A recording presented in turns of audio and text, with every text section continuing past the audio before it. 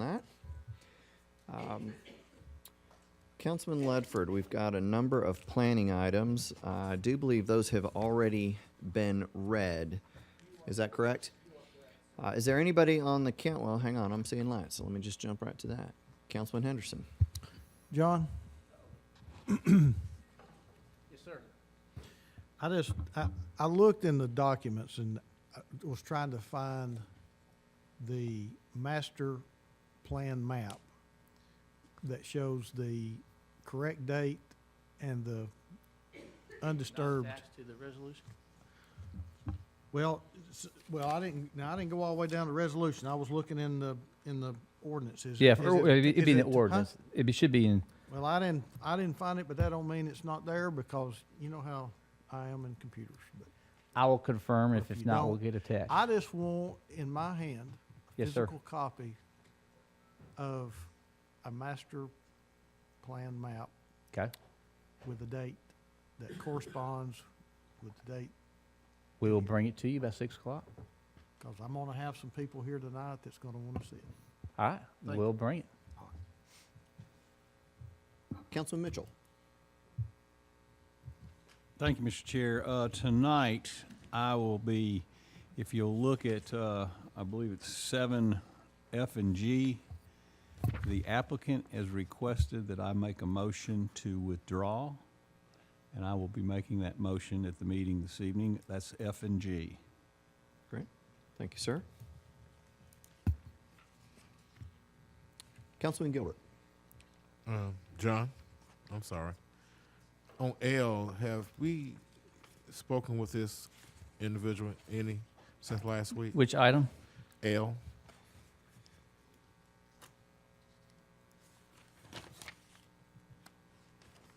Of course, I was out on vacation last week, so with Brian, I asked Brian about this. I'll find out. It's item number L 2018-083, Mhm. and it will speak to him in regards to what? Make sure I'm clear. I just want to know more about what he's going to do with the property. I know he's going to be R1, but I know y'all denied it because of the area. But could he satisfy with the R? I want to know more about the O1. Why he didn't want the O1? He said that my understanding, banks said they could not finance it. Yes. I'd like to know a little bit more. I would suggest the applicant really needs he needs to answer that question tonight to you, but I'll certainly reach out to the applicant to expect that question from I you. hope you'll be here tonight, hopefully. All right, thanks.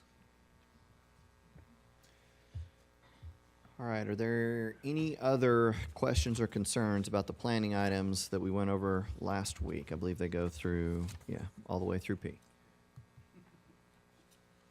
All right, seeing none, Madam Clerk, let's go ahead down to resolutions with 8A, please.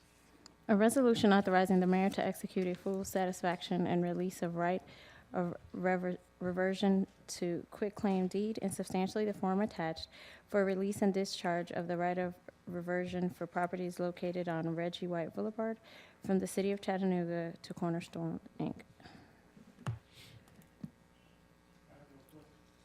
Good. B, please. A resolution authorizing the city treasurer to award commercial and general banking services to First Tennessee Bank, including Lockbox services, payroll cards, safekeeping, and custodial accounts, and for the collection of sewer fees, property taxes, and water quality fees at branch locations for a one-year contract with 2 possible one-year renewals by mutual agreement in the amount of $52,000. All right, still seeing no lights. Next, please. A resolution authorizing the city treasurer to award commercial and general banking services to Suntrust Bank, including merchant card services, purchasing cards, safekeeping, and custodial accounts, for a one-year contract with 2 possible one-year renewals by mutual agreement in the amount of $240,000. All right, next, please. A resolution authorizing the chief information officer to renew the blanket contract with TriTech Software Systems as providers of software interface technology support and other related expenses for citywide software integration for a period of 1 year beginning July 1, 2018 through June 30, 2019, with the option to extend for 1 year additional year for an amount not to exceed $500,000 per contract year. All right. Next on the agenda are back to planning items. Councilman Ledford, these were also covered, correct? Well, Councilman Mitchell. Thank you, Mr. Chair. We've uncovered on G some language that we would like to have changed, but I don't believe we'll be able to get it done before the council meeting, but certainly by next week it should be ready. So I will be asking for a deferral of 1 week on G. All right, thank you, sir.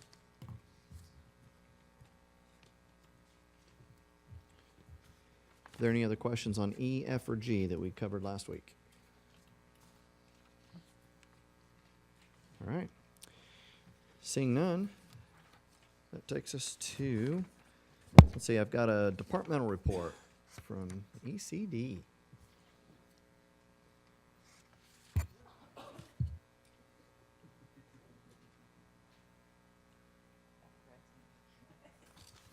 Good afternoon, Council. Afternoon. I know you guys are looking for a palate cleanser since you've been working on budget, so I volunteered to do that. I am going to pass around. If you'll just give each council member one, that would be great. Thank you. Thank you, Boss Lady. What we're going to be presenting today, Dan, can you pull up my slides, please? I'm just going to tell you a little bit about our minor home repair program, particularly what we're going to be doing in June and July of this year.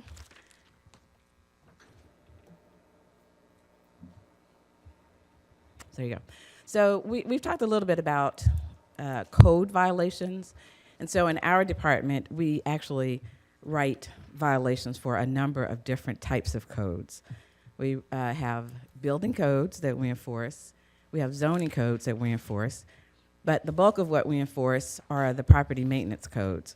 So this program is really designed to assist low-income homeowners with code violations that they have related to their property. The program is available to any low to moderate income homeowner in all districts. Okay. Am I clicking the wrong thing? Okay, next, please. So who may apply? You all are really familiar with the 80% AMI because we have a lot of things that are based on that. So the criteria are very simple. You have to be a homeowner and you have to occupy the property for which you are applying for assistance. Your income, total household income, cannot exceed 80% of the area median income, that's AMI, and that number varies based on the number of folks that are in your household. Your property taxes must be current, and you must have, the property must be insured by homeowners insurance. Next, please. What types of repairs are eligible? We do exterior painting, porch and step repair, yard work, weatherization, shutter repair, and people are especially appreciative of the fact that we do wheelchair ramp, we put in new ramps, and then we also do repair of existing ramps. Next, please. Now, this is pretty exciting. I have my colleagues here with me. Will you stand up, please? Kenny Elwood. Kenny is our new affordable housing specialist. He's a former supervisor in code enforcement. He, along with another one of our inspectors, Zach Wiley, had been partnering with the police on a special team to work with the police department on code violations. Kenny supervised a number of folks in his old job, but he came to me one day and he said, you know what, I want to be on the other side of the fence. He said, I can't keep citing people and citing people and citing people, knowing that most of these folks don't have the ability to respond to these citations. So now he's on the problem-solving side, and we're very fortunate to have him. Kenny also happens to be a licensed general contractor and home inspector, and so he's been doing a great job for us. He also has a team member. Will you please stand up? This is Adriana Moore. I always say her name wrong. This is one of our secret weapons. You guys support the OMA, Office of Multicultural Affairs internship program. Adriana came to us from that program, and we have extended her time with the city until we get through these projects. We have a number of interns that you guys have supported through OMA that have been hired by the city and/or their time with the city has been extended, and Adriana's one of those folks. We also have Miss Arletha Manlove, wave. Arletha is one of our program specialists, and the three of them, with some assistance from other people in the department, but primarily these three folks, have done the following. Typically, we will have about 65 applications for the program. We have this year 229 applications and climbing. So we have more than 229 since I prepared this presentation. They have done a great job of getting the word out, and not just getting the word out to the usual suspects, but getting the word farther and farther out, as is evident by the information that I passed out to you all for your specific districts. Just to give you some idea, we have a new partner, Group Missions, that we'll talk about more at the end, who Group Missions is bringing in 540, okay, 250. So Group is bringing in 250 plus young volunteers this summer in the month of June to help with these projects. They're going to be working on 36 projects. World Changers has 540 students that are already signed up to come, volunteers that are signed up to work on 60 projects. Of those 229 projects, some of those projects we've handed off to partners because the scope of work we could not accomplish, and these are some of the partners that you'll see have agreed to entertain helping the low-income homeowners with the problems that they have. And we have 72 folks on the waiting list who we just don't have the capacity to assist at this time. Next slide, please. Now, this will give you some idea of the applicants that we receive from each of your districts. We also received 6 applications from folks who are non-city residents. So again, we have 229 applications. I handed each of you a sheet that shows how your applicants worked out. So some of them will say that you had, let's say hypothetically, let's take Councilman Henderson. Councilman Henderson, you had 6 applicants. There may be some on there where their application wasn't completed. You'll see if any of them were elderly, veterans, et cetera. So you'll see the breakdown for your districts on the sheet that I handed out to you. So we have 229 applications received. Next, please. And from June 18th to July 20th, there would be 96 homeowners that are assisted by the City of Chattanooga, Group Missions, and World Changers. And then we have 60 that are referred or on our waiting list from different partners. Kenny and Adriana are every day making contact with potential partners. Some of those are faith-based. They're sororities, fraternities, they're individuals. We met yesterday with a couple of young men who are affiliated with the church. They're brothers, and they just want to do some good work, just the two of them, and help us build that list of people who will work with us to serve low to moderate income homeowners. And I just want to say, we cite in excess of 10,000. We write in excess of 10,000 citations every year. So some of those, vast majority, high majority of those, they come into compliance. But there are some who are not able to come into compliance because they don't have the family, they don't have the funds, or the ability to respond to that. And so this is our way of providing them with some additional resources so that they can bring their property into compliance. And with that, Councilman Henderson, would you like to tell them a little bit about Group? Sure, I would love to take that opportunity. So actually the group will come in on June the 17th. And by the way, I want to thank Donna and Kenny for the participation. And I sat in on many of the meetings leading up to this, and your organization has just been incredible in in getting this work out. And let me just say, this is, I was able to go and participate in the site writing for a lot of these, and the residents that we encountered, many were handicapped, many were elderly, and were so appreciative of the work that we were going to be able to do for them.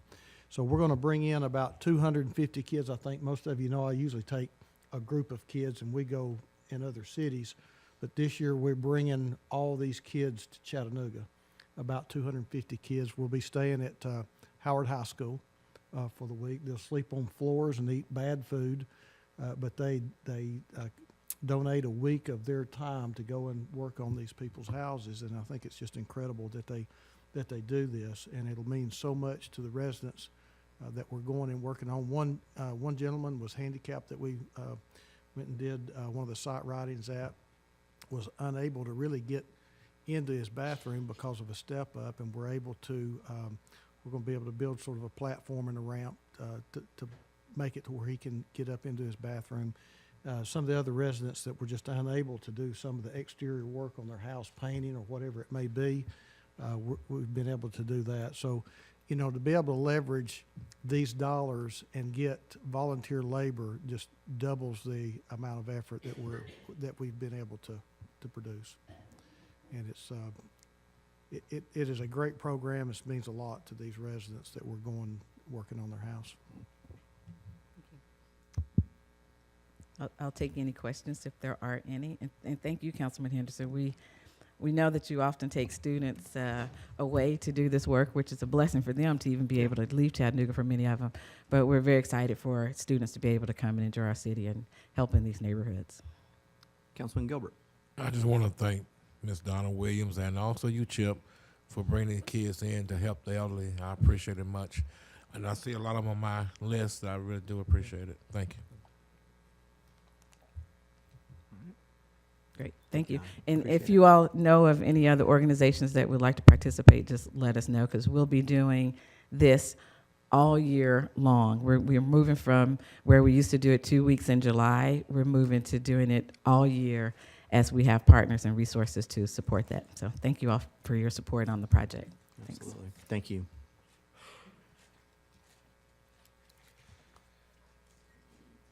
All right, with that, we're going to adjourn our agenda session and move into Youth and Family Development Committee. And Councilwoman, are you good with me running that committee? Are you okay? All right. Councilwoman Coonrod is a little under the weather, ladies and gentlemen, so I'll try to handle this committee for her. So with that, we've got, well, minute approval, but we're going to have a presentation and then I believe just one item on the agenda. So can I have a motion to approve the minutes? I have a motion and a second to approve the minutes. All those in favor say aye. Aye. Opposed is nay. Thank you. Mr. Jennings, the first thing up is a teen empowerment presentation. Yes, sir. Mr. Chairman and members of the council, thank you for the opportunity to present and talk a little bit about our teen empowerment initiative. And I want to share a little bit with you, and then I'll have the individuals who have been a part of bringing that teen empowerment initiative for this year to fruition. So the first thing I'd like to do is thank the mayor and Maura and the administration for giving us an opportunity to really focus on the teens. We were doing a lot, as you all know, we do a lot of services, but most of it was centered around elementary and middle school. And our teens needed a little bit extra. So we extended the day, and these teens are in some of our designated centers after hours, like after 6 or 7 when the regular hours are closing, up until 9, 10 o'clock with Joe Hunter and Thomas Battle supervising them and giving them an extra boost. But let me give you a little overview of how we are working, what we've already started to help some of our most at-risk teens connect and identify with what we're trying to do. Next slide, please. Targeting our most at-risk students And then in collaboration with our Troy Rogers, our public safety coordinator, Joe and Thomas are working with him identifying students that comes out of, that's recommended by the police department, juvenile court, as well as the schools, saying these students are troubled or challenged and they need extra support and help. And one of the things that we did, we went and recruited a gentleman by the name of Joe Hunter, who was very known throughout the country of working with these type of students and love it, and brought him to Chattanooga and asked him to partner with our public safety department and look at what our teens need in this area and give them extra support and encouragement. And I want to thank Councilwoman Coonrod for being so supportive of this initiative and giving us the encouragement to move forward. The first level we focus on is in the schools where these children are behaving in a way that it disrupts the school day. So we go into the schools, work with the principals and the teachers and identify those students, and they give us small groups of students where we can do some preventive stuff as well as some intervening type of pep talks and encouragement, and helping them understand if their behavior doesn't change, it's going to disrupt not only their school life, but their entire life as a whole. So you can see some of the things that we do. Our large group sessions involve guest speakers coming in, and we have a list of guest speakers we bring in to help us because we can't do it all by ourselves. And then we also have small group sessions, 5 to 10 students, where we have counseling and coaching sessions to encourage those students to take a good look at their behavior and have some dialogue and discussions about how they're doing at school, home, and what needs to happen differently for them to get a handle on it. We also try to network them with our United Way partnership, who has the Chattanooga Mentoring Collective going, to try to get each one of those students a mentor, if at all possible, a good match for them to identify with those students. And we do incentive kinds of things to try to encourage the students to plug in. And you'll see some of the incentive stuff when Joe and Thomas get up and present to you some of the things that they're doing already and how the students are reacting. Even the most challenged students, when they're in the right environment, we see a change in behavior to some extent. So, and then the next layer, we're hitting our YFD centers and our churches. There are a few churches that have committed to help us with identifying these students and having small group sessions at their churches, and also small group sessions, and also identifying some of the mentors that sign up through the United Way Mentoring Collective, but they are from the church faith-based community, to get involved with some of our mentoring initiatives, because we feel like each child is going to need a real serious committed mentor to help them overcome some of the challenges that they're facing and decisions that they need to make. And at this level, we're doing field trips as well and incentive type of programs to encourage the students to stay connected.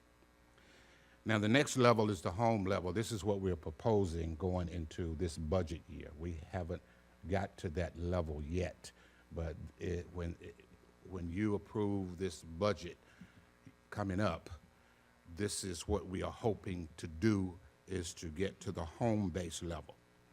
And at the home-based level, we want to go into the homes where these children have been identified by juvenile court, police department, and whatever, and make it a family affair. We got to have some family coaching sessions that are led by some of our professional and certified counselors and case managers to help the families understand it's not just that child's problem, but it's a family issue that we need to get in there and help the whole family behavior change and support system change. And this is part of what we're hoping to partner with the Family Empowerment and the Family Justice Center as we move forward. Also with parent coaching sessions, life coaching, and the Family Justice Centers will help us with that. Each child in our one-on-one coaching, each child that qualifies insurance-wise, they're eligible for a personal case manager. that will come. Health Connect has agreed to be our lead agency, but they are in connection with other agencies also that provide children that qualifies TennCare insurance that pays for those services, no cost to the city. But once they're identified and in this category, that we can refer them to Health Connect, and if Health Connect can't carry the load, they will refer them to other mental health agencies that can pick them up and help us identify the needs of this particular child that's in trouble. And going to the next one, children that may not qualify for the insurance. They're not on insurance. That's why our family empowerment division comes in. We have resources and funding that can subsidize that child's needs as far as public health, mental health services. So we don't want the funding to be an issue or the insurance to be an issue. So we can find ways to subsidize that child's insurance needs to qualify them for the mental health services that those case managers and counselors can provide to that family as a whole. Also, you see at the bottom there, you got Health Connect, Family Justice Center playing a role in family empowerment. Each one of these families, what we're trying to do is to develop a family plan, a family empowerment plan to help that family understand that everybody has a role and a responsibility in that family for the success of that child and the success of that family. No matter who is behaving inappropriately, what cases have been caught or charged with, that everybody in the family can play a role in helping that child. And that's part of what we're going to be real big on developing that family empowerment plan, and the case managers helping them move forward to be successful as it relates to that plan. So that's our initial strategy going forward. This is something we're going to be monitoring, looking at what's working well, what's not. And but this is a glimpse of the overall vision, what we'll be attempting to do with the major players in place. So if you have any questions concerning this, before I bring Joe and Thomas up, they're going to give you insights on how well the teen empowerment program have been received at 3 or 4 of our YFD centers already with this new initiative and this strategy and support system. All right, just 1 second. Let's do this first. Councilman Gilbert. How you doing, Coach? How you doing, sir? I know we're working with the school system currently. Do we have something set up, say a coach from the school system will say, I have a kid that needs food or access to food, or the family itself? Do we have something set up that we can refer them to now currently, or will we have something set up in the future? We're working on that. One of the things that we want to happen is when we make these connections, we want all of our services to be made known to that family, to the teachers, the coaches, so they can refer them to our family empowerment office, because there's a lot of services that's not being taken advantage of, and we want to make sure that we do a better job at getting them connected and them understanding that these services are available. So we'll be working to help make that happen. So whatever their needs are, that we'll have an opportunity to connect them and provide the services and the resources that will help them be successful. Appreciate it, sir. Thank you. Thank you, sir. Councilman Henderson. Coach, I got, I guess, several questions. So let's drop all the way down here to the homes. Yes, So sir. the one position, I think we heard a little bit about the reentry navigator program at our, well, at this morning or this afternoon's budget session. Yes, sir. That third position, it's my understanding that 2 will be on the adult side, 1 will be on the youth side.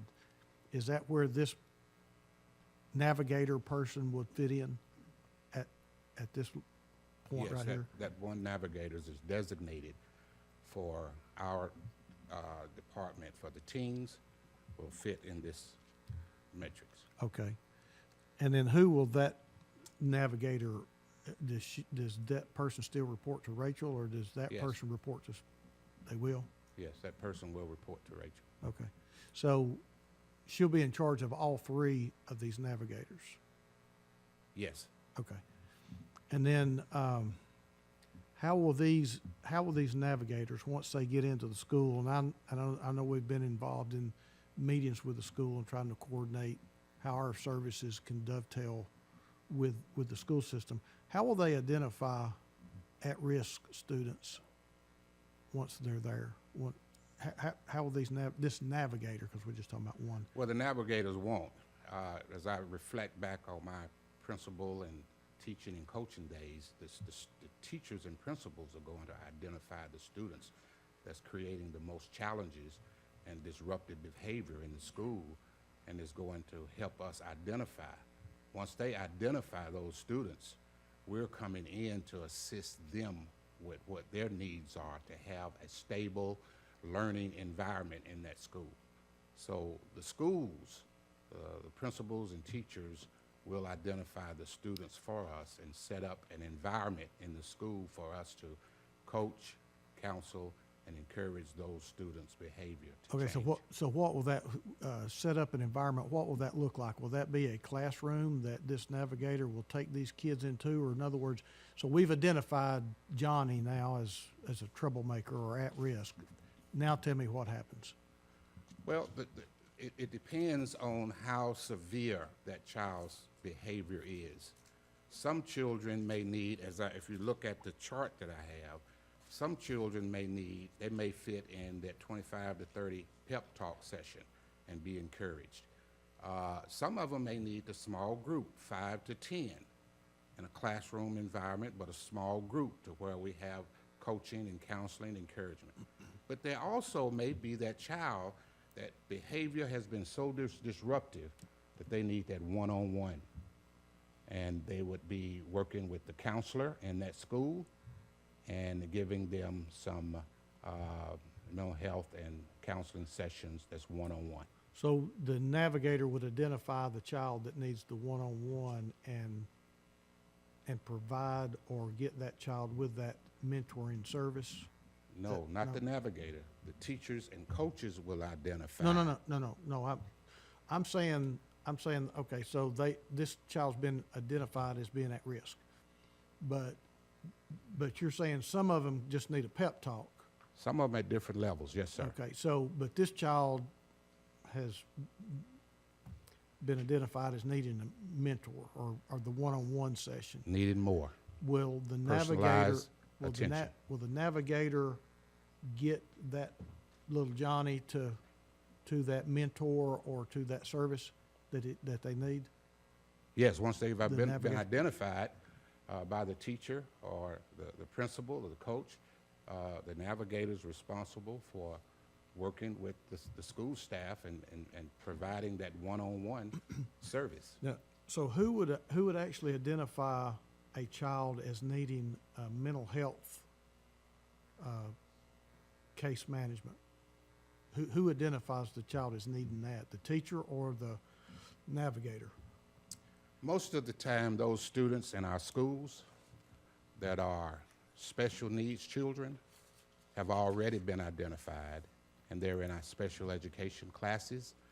And the teachers, principals, they know who they are, and some of them are at different levels than others. And the lead special ed teacher doing IEPs, the individual educational plans, will determine and help help that student to be identified to see what services they need to function better in the school setting. Okay, but in many cases, the school is providing the mental health care that a student that's been coded as mental health or whatever, they'll provide that case management, or that case management would be provided for them through the schools, won't they, through the IEP? Well, limited services are being provided. We're Okay. saying we're bringing more help and support. We're bringing in more help and support So the schools have limited resources to make that happen, from my experience. Okay.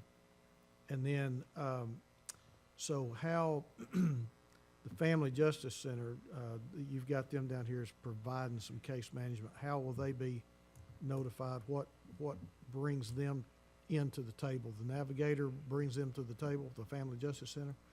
Well, it depends again on the level that the child is functioning as far as mental health challenges and special needs.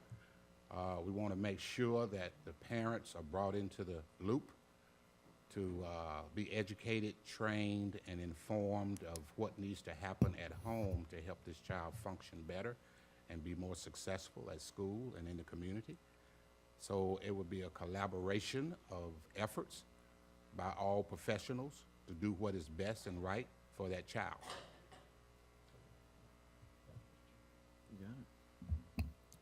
Councilwoman Coonrod?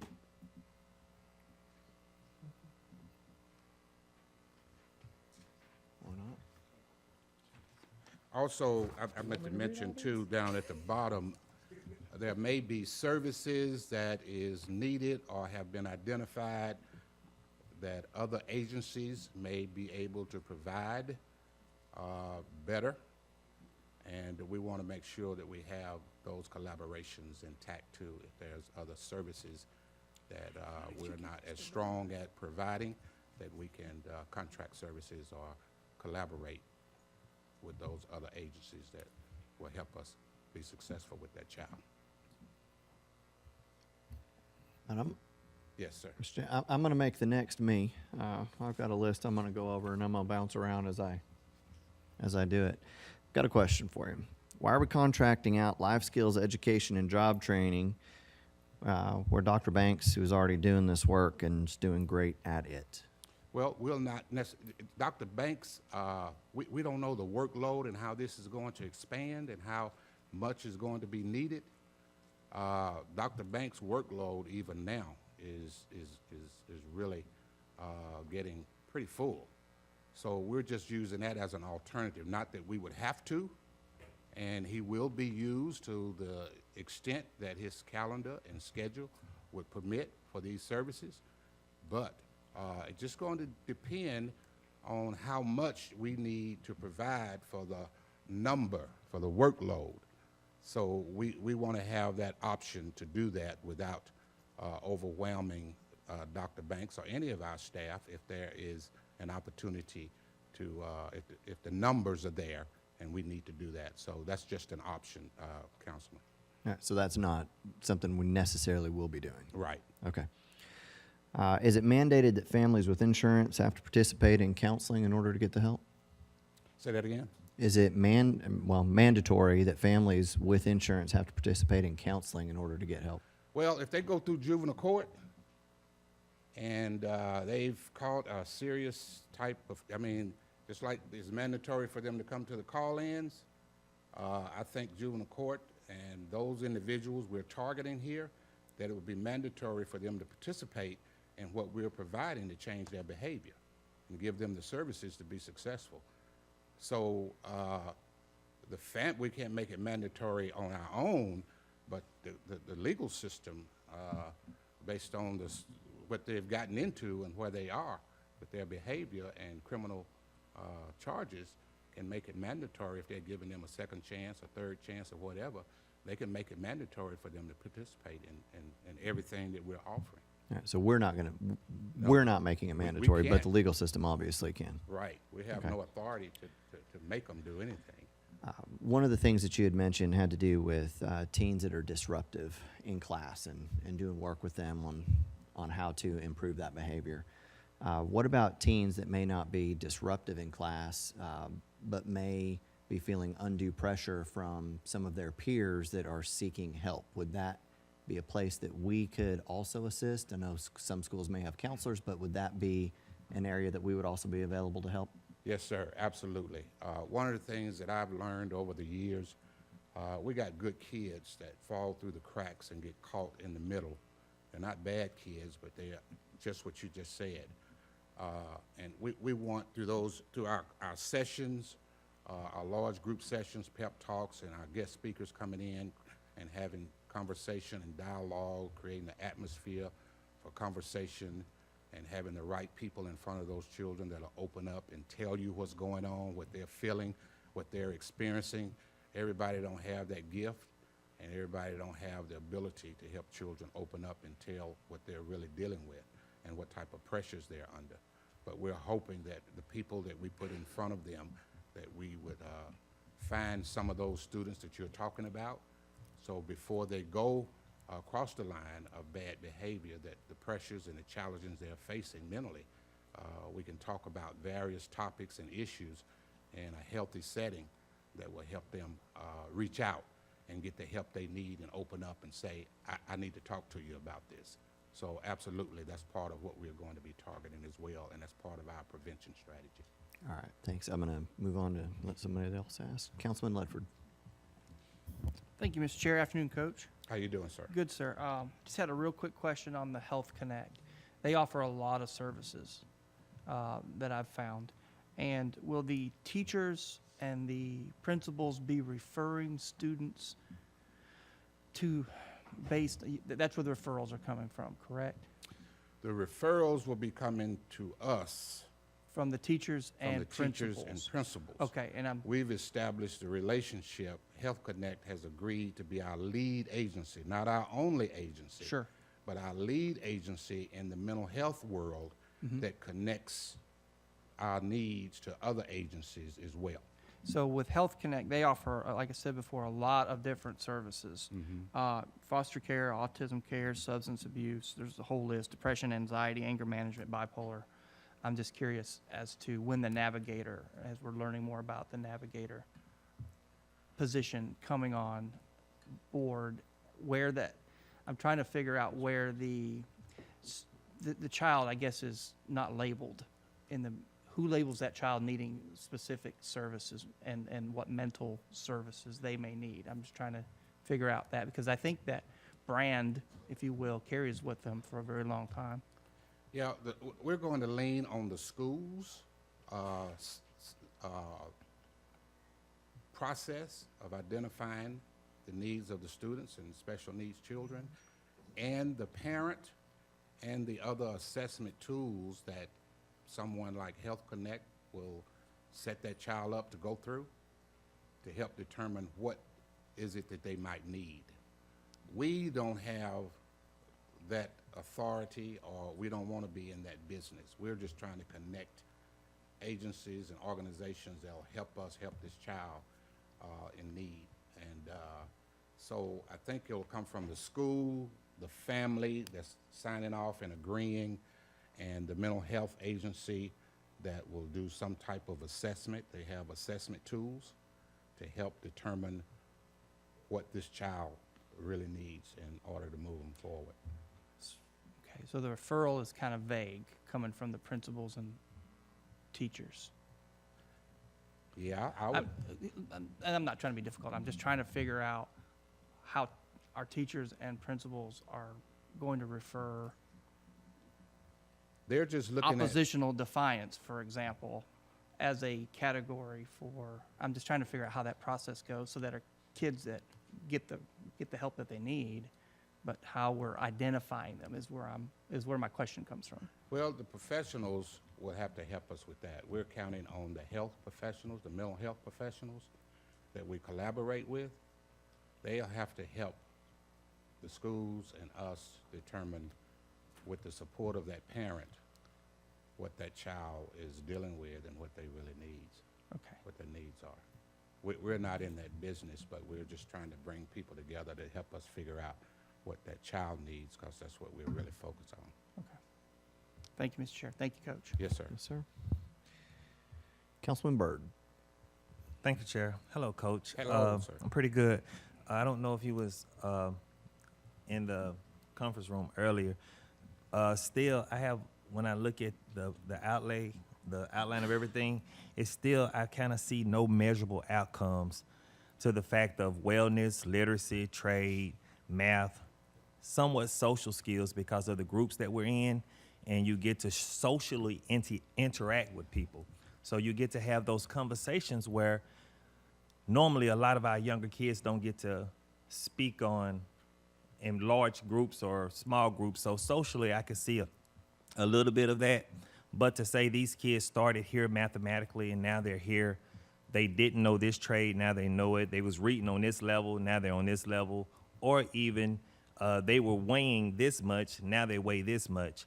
And when you look at being proactive than reactive, a lot of this just seems to be a lot of somewhat busy, and definitely no disrespect, but it just seems like a lot of busy work in a sense to where how do we report back to the constituents or to people to let them know that, hey, these kids were doing this program or they attended this at this time and now they're at this level. As a kid, I was a part of 2 groups, and it took a special man to make me want to come to this program to do it. He got no funding, he didn't get anything. And salute to you, Uncle Joe. It do take special men like yourself to do programs like this, but you need an army of people to help you push this agenda forward, because these kids are gonna start to trust in you. And then once they trust in you and they start to love you and look for you to be a safe haven, then they're gonna need money, they're gonna need jobs, they're gonna need opportunities, they're gonna need stipends, they're gonna need something, and you're gonna have to produce that because you're talking to them and you're listening to them and they're looking like Uncle Joe's gonna save us. But then when it comes time for them to go out into the real world or to be productive, you got the drug dealer, you got the prostitute, you got the gangbangers out there that's putting that pack in their hand, that's turning their life left all the work you have done. And so still, just when I still don't see the outcomes that I need to see to say that this right here would be a pillar or something that these kids can hold on to after they go through these situations. It just seemed like a lot of meetings and more talk. And I see the ball games and stuff and the aquarium and bowling. I mean, pizza parties. That's good, and that's still socially they can talk to each other and get to know each other. But is there anything to show measurable outcomes so when people ask us, why did we fund this or why did we do this, we can say, well, look at how many kids are on this reading level or moving forward. Okay, thank you, sir. Yes, sir. Our whole department is based on measurable outcomes. Every division that we have measurable outcomes. Yes, sir. And every child that comes through, anything that we do will benefit from education and literacy. They'll benefit from leadership development, job training and placement. We're gonna put these people to work once they get qualified and stable enough to go to work. That's part of Dr. Banks' responsibility. They'll get recreation activities to learn teamwork, hard work, sportsmanship, okay? And they'll get all of our Office of Family Empowerment services to help them understand how the world works and how they can be a part of realizing the success that Chattanooga holds for them. But we have to get them ready to do that. So Exactly. every division that we have and all of the measurable outcomes in every division ties into this. This is not a standalone service that we're providing. So all of those outcomes will be measured as a part of our overall department. Okay, definitely understood. I just, in the year and a half that I've been here, is when I move around to some of the YFD centers, or when I talk to some of, I can't help Dank at Eastdale. He knows these kids, know them to his heart. Gerald Perry knows these kids. I mean, when you look at the directors that's in the facilities, they know these children's hands down, and they can articulate the lives and the parents, who's there in the lives, who's not. So it's like we got navigators already there in the centers and people who are actually already doing the work there. We have them there. And but still in this year and a half, I still haven't seen to say, hey, like when Super T came in here when he retired, it was 50 kids in here cheering Super T on when he retired. I don't see 50 kids in here saying that, thank you for saving my life. Thank you for making me a part. I don't see mamas and daddies coming saying, "Liz," because I know Darrell Wheeler. If it wasn't for that man, I wouldn't be sitting here. You know, I was a part of a group called the Happy Clowns. That saved my life. I would always tell people that. And I just don't see the kids or the parents to say that my kid was here and now they're here. But I always do hear that we do have those measurable outcomes and we do have these things to say that we are winning. But I just have a hard time sometimes finding it. Good, Councilman. Mhm. Thank you. Councilman Henderson. Thank you. Coach, Yes, sir. what kind of training will the Navigator receive in order to be able to identify markers of domestic abuse at home or domestic violence? Because I know there's certain markers that a child will exhibit. Well, I would assume that these individuals will be vetted and qualified based on their credentials, number one, and experience, if possible. No, back up to something you said. You assume these individuals, you talking about the navigators? Yes, Okay, so so we don't have anything in place, we don't have a policy in place that would require certain training for these navigators to, these are going to be vetted, certified case managers and social workers. they You will have to be be social qualified. workers? Yes, you have to be qualified. Okay. I'm they will assuming y'all don't think we're gonna hire people that's not qualified to serve us well in this city, do you? Well, I'm just wondering what kind of training that they will receive in order to be able. So earlier today, from what we heard, a degree would be preferred, but not mandatory, not required. And we were told that they were more coordinators than case managers and not social workers. So that's kind of the questions I think that we're trying to get straight in our mind. Are we talking about actual social workers with the credentials of a social worker? Well, Let's just say for this position then. it's to my understanding that these individuals will be qualified professionals as social workers, case managers.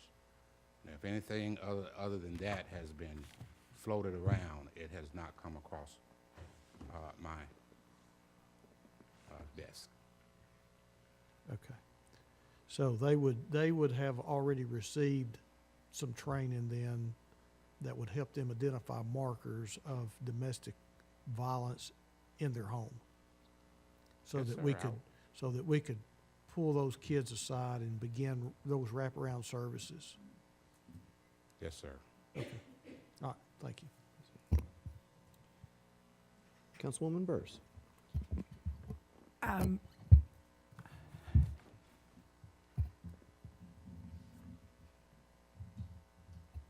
So they will, they will be qualified licensed social worker case managers.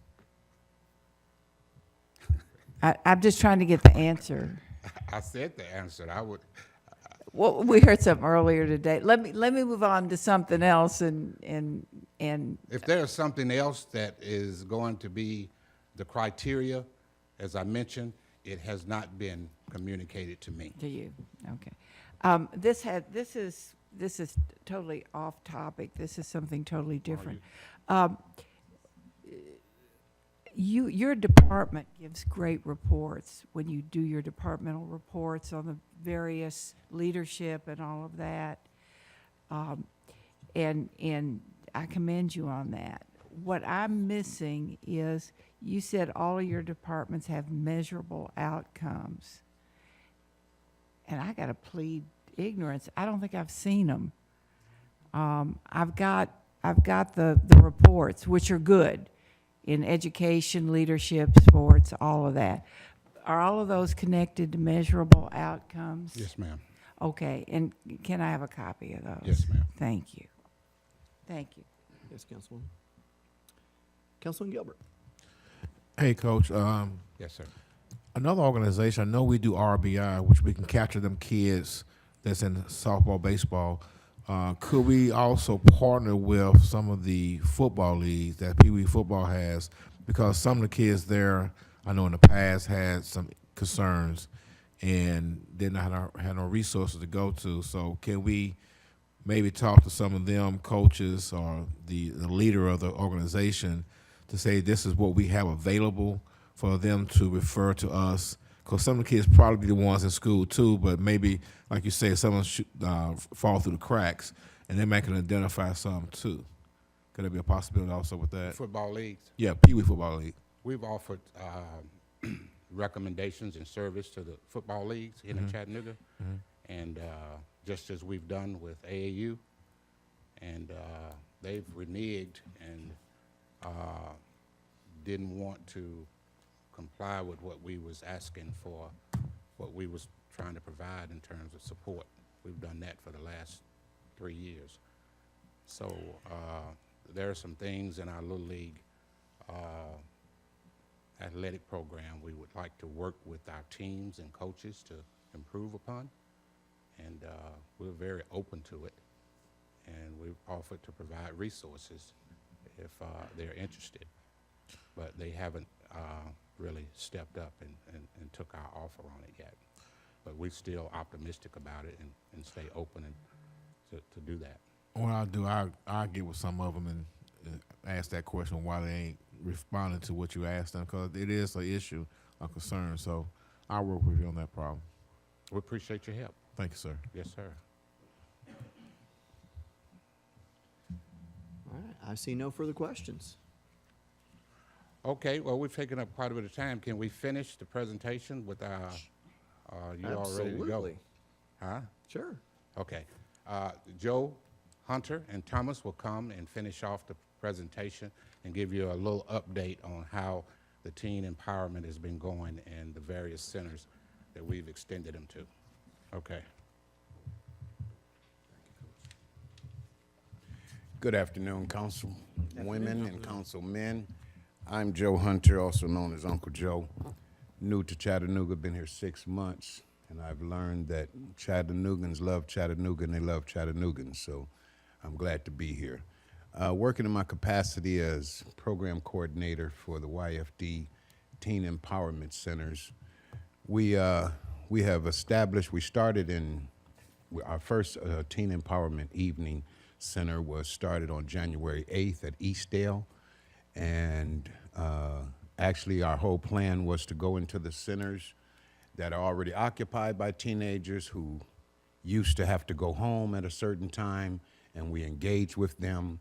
And our number capacity wanted to be 25, not to be too much, because we're doing intricate, personal, one-on-one mentoring and teaching of character development and skills of that nature.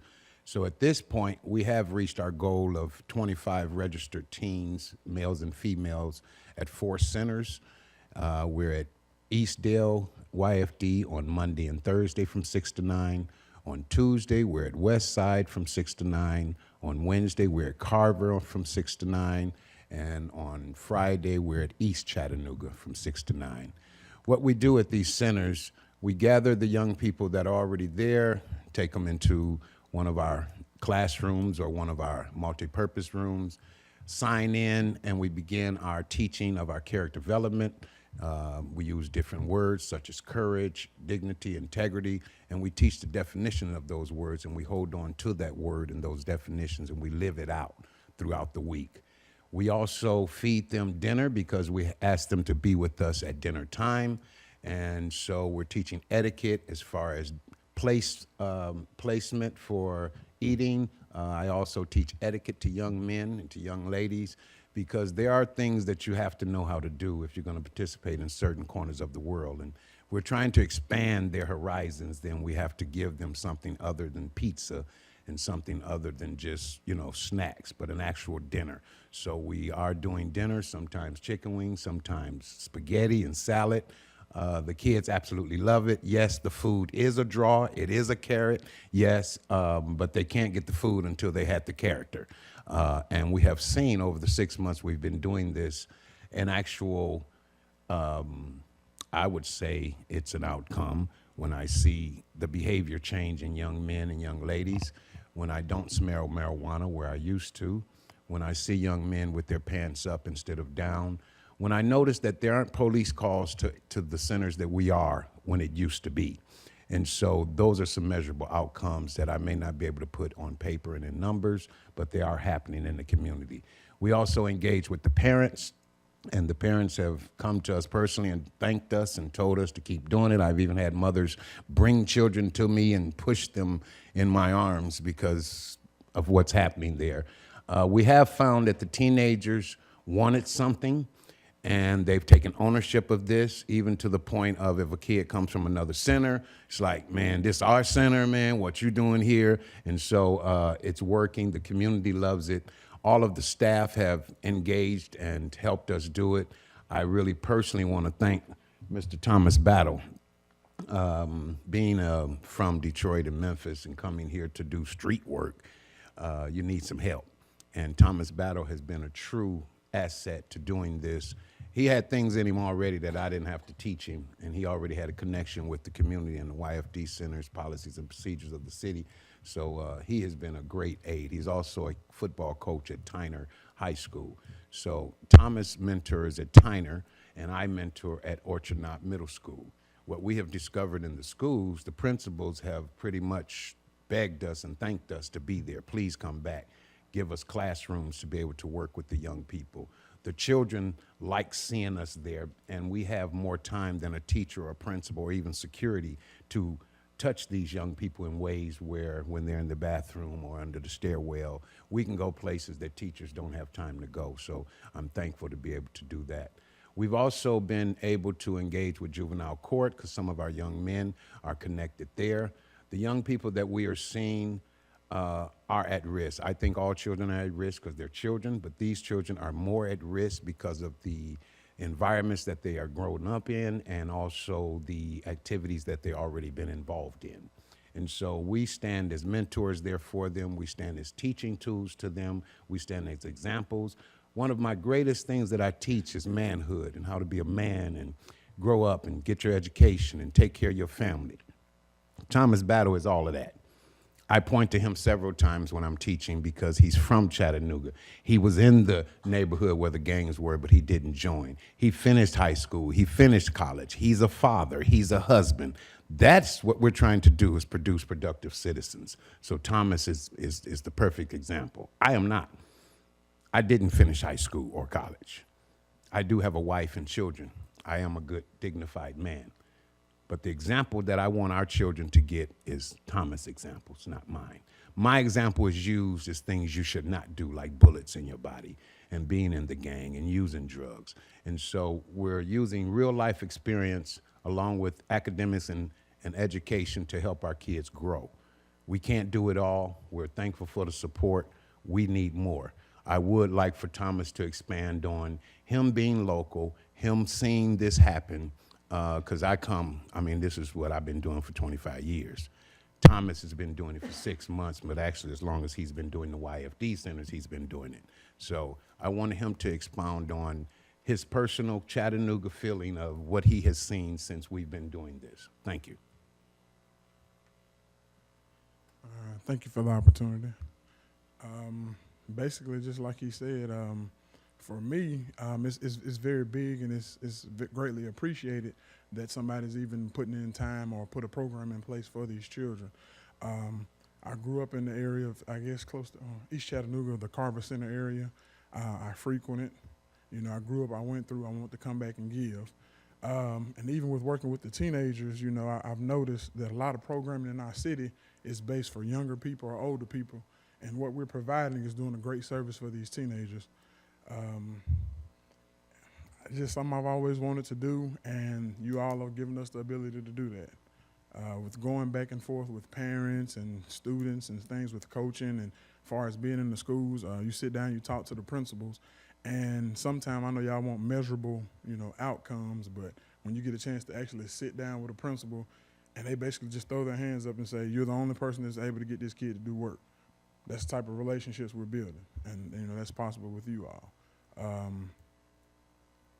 We've even had people come out. We've had Chief Wrighty come out. We've had guest speakers, and just everything that we've been doing has allowed us to build the relationships we have within these 6 months. And I think it'll grow and it'll benefit the city to keep doing that. And you have some productive citizens as well. Keep doing that. So. Thank you, Thomas. And Thomas don't talk a lot, y'all. So I'm very proud that he expressed, because I needed y'all to feel Thomas more than you feel me, because that's Chattanooga, okay? That's who we're raising. That's what the product that we want to see at the end. Last thing that I would say, because I don't want to go through the whole thing, we've taken up enough of your time. I do have a request. We are in dire need of a female staff member to be with Thomas and I. And if it's anywhere where you hear that a female staff member or staff members being hired for the YFD Teen Empowerment Center or the Family Empowerment, we need them. I have young girls that love our program, keep coming to our program because Uncle Joe has become their daddy, but their mama's not there. And they're asking Uncle Joe questions that Uncle Joe really don't want to answer, but if Uncle Joe is the only one there, I got to give them the answer. So I need a woman to be there to answer them instead of Uncle Joe. And I thank you for your time. Thank you for your support. I love Chattanooga, okay? Thank you. Uncle Joe, just one moment. Oh, Don't go I'm anywhere. sorry. No, you're That's good. right. Questions and You're answers. good. I'm Hang sorry. on just a minute. Councilman Gilbert. Uncle Joe, Yes, sir. are you looking to expand your services? I know you just said you need another person. You stretched to the real thin, but like Brainerd, for example, are you going to expand it? Where would you like me to expand, sir? Brainerd, Brainerd? Brainerd High. I thought Brainerd, you- not Brainerd, Brainerd. I thought you Center. were going to pick another one. There's a possibility. We're at Eastdale twice. I consider Eastdale my home. So we're there 2 times. The only way that I would want to do that is allow the kids at Eastdale, to give up a day to give to another center. I don't want us to make that decision. I would want the kids to make that decision because it's theirs. And that's but I do strategically go where I'm needed.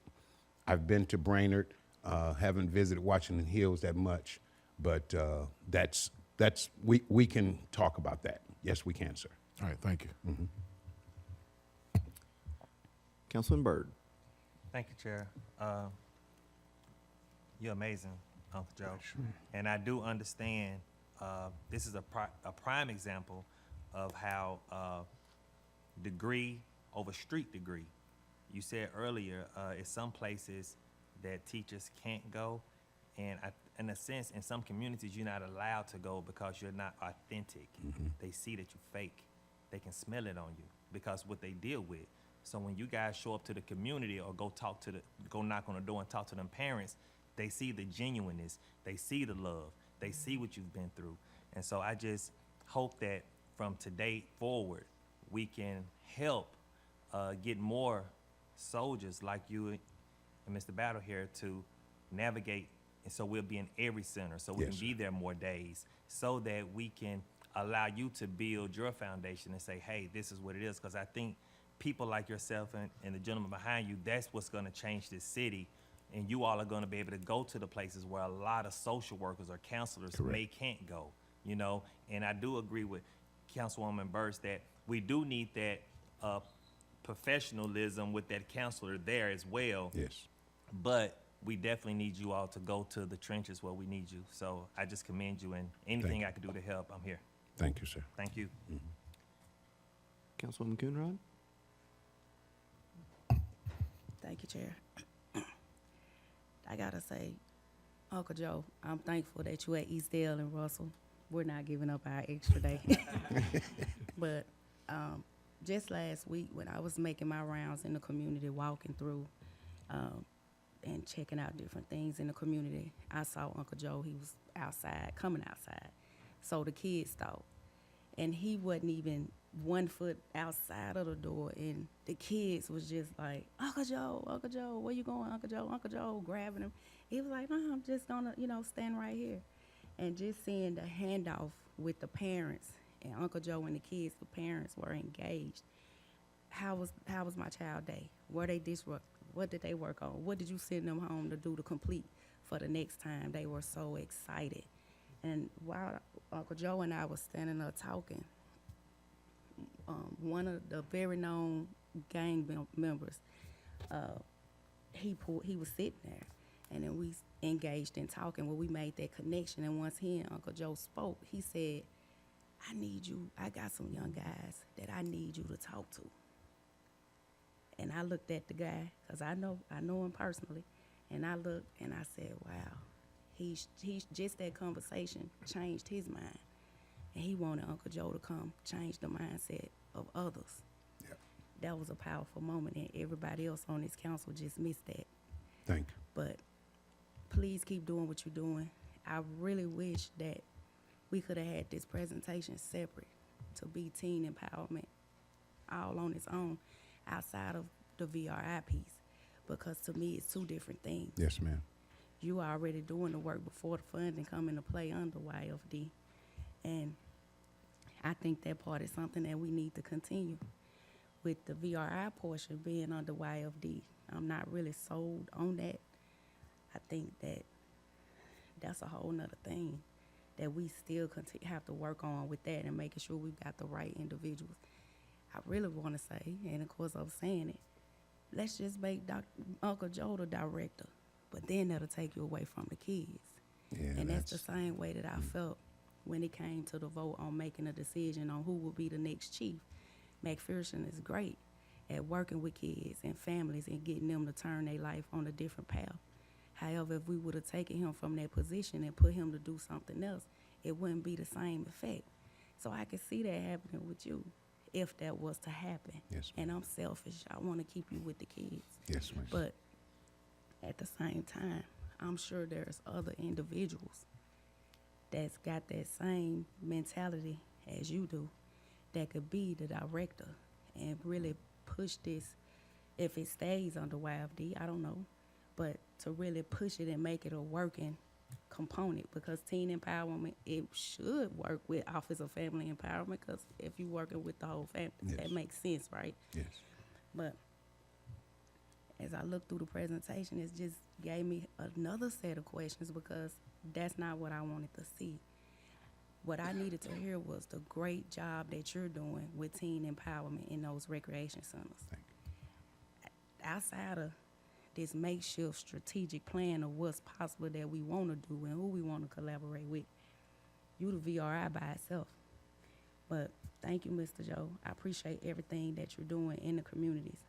And I ask the other council members to go and check them out at the rec centers if you want to get the outcomes that you're asking.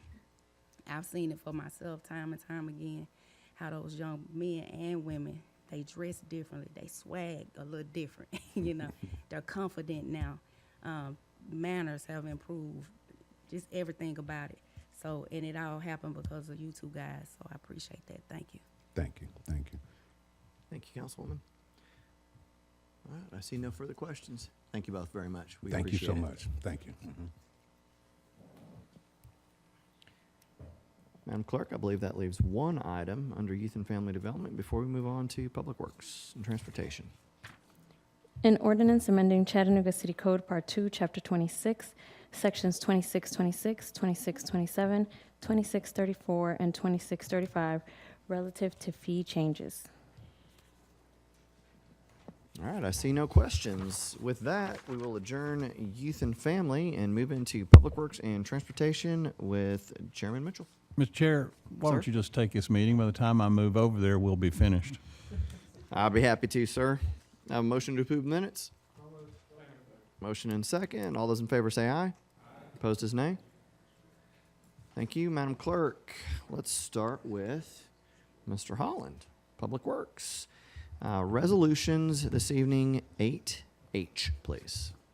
A resolution authorizing the award of contract number Y18015-201 to JDH Company, Inc., replacement roofing system for East Chattanooga YFD Center Building in the amount of $175,352 with a contingency amount of $17,500 for an amount not to exceed $192,852. Seeing no questions, aye, please. A resolution authorizing the approval of change order number 1, final for Tower Construction Company of Chattanooga, Tennessee, relative to contract number Y16014-201 multiple playgrounds and pavilion project for an increased amount of $14,287.23 for a revised contract amount of $139,009.40. Councilman Henderson. Hey, Justin, what was this increase as a result of? So there was an additional ADA ramp that needed to be constructed on the right of way. Wasn't part of our project, but we indicated that this needed to be corrected at the time when we were there. There was also an additional sidewalk that we had to make ADA accessible to one of the playground sites, and then there was installation of some trees that were required from our land disturbing permit. Those are all items that were required out of our land development office. Okay. Good. Yep. All right. Next item, please. A resolution authorizing the mayor to execute an agreement with Hamilton County relative to the court's community service program for fiscal year 2018 to 2019 for an amount not to exceed $60,000. All right. No questions? Kay, please. A resolution authorizing the approval of change order number 1 for Jacobs Engineering Group relative to contract number W17006101, Program Management for Consent Decree Implementation, a consent decree project for the renewal for year 2 of the 5-year program in the amount of $2,068,090 for the revised contract amount of $4,066,513. Hey, Justin, I just have a question on process on this. Is there a reason that we're doing this as a change order and rather than just renewal of year 2 of a 5-year contract? Yes, so we identified a bit of a scope change for Jacobs Engineering, and we've asked them to do some additional tasks that's required for the consent decree. That's why it's indicated as a change order. It's a small amount, but it is nonetheless a change order. Well, but this one it looks like the entire year contract. So when you say it's a change, you're adding a few things, but you're just extending it to the next year's contract? So it is their annual renewal for the contract that you've seen a number of times in Okay. the past with a small change. You happen to know what that change is? Jeff, do you know the exact amount of the change? Yeah, there's several things that we've changed. A lot of it is around the complications of what we're doing. Some of it's about some communication work that we're looking to do that we've talked about earlier for some of the wet weather systems and that sort of thing. And just some of the difficulty in program administration, keeping things moving forward. We've ramped the program up, and we're kind of on a plateau at this point, and we just need to make sure we support Jacobs doing what we need them to do to keep the program moving forward. How much of a financial difference is this? The difference is $70,000 from this Okay. past year. It's fairly low percentage. You know. All right, that's it. Thank you. Thank you, Jeff. I should have introduced Jeff Rose as the interim director at the treatment plant. All right, Madam Clerk, let's move on to next week. Resolution 7K, please. A resolution authorizing the administrator for the Department of Public Works to apply for, and if awarded, accept a U.S. Department of Energy's Advanced Solar System Integration Technologies grant for municipal utility infrastructure continuity in the amount of $1,950,000. Councilman Henderson? Is this their solar panels that we're planning on at the water treatment plant? It is. So there's matching funds that we programmed in capital for around $400,000. It's not the exact total. Again, Jeff, you may have the exact total for that project. Yeah, this is actually, there's two different projects. This one is the grant project.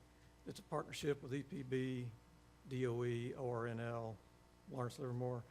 It has some, it's distributed power, so we're looking at putting panels, potentially at central CSO near the high school, Howard High School out there, and some other locations.